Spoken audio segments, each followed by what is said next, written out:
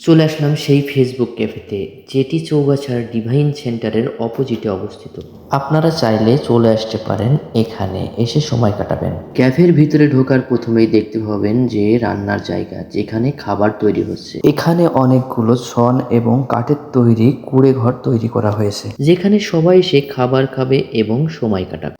আপনারা চাইলে ক্যাফের ভিতরে ঢোকার বাম পাশে দেখতে পাবেন একটি লোক বসে আছে, ওনার কাছ থেকে অর্ডার দিয়ে ভিতরে ঢুকতে পারেন। আবার যদি মনে করেন এখান থেকে অর্ডার করবো না, তাহলে ভিতরে গিয়েও অর্ডার করতে পারবেন। সার্ভ করার জন্য লোকজন কম থাকায় খাবার অর্ডার দিয়ে অনেকক্ষণ অপেক্ষা করতে হয়েছিল আমাদের। বিকাল থেকে সন্ধ্যা পর্যন্ত সেখানে কাটিয়ে দিলাম। এই যে মেনু দেখছেন, এখানে যতগুলো খাবারের আইটেম আছে এগুলোই এখানে পাওয়া যাবে। শেষমেশ খাবারটা আসলো। আপনারা যারা এখানে আসছেন তাদের কাছে খাবারগুলো কেমন লেগেছে অবশ্যই জানাবেন।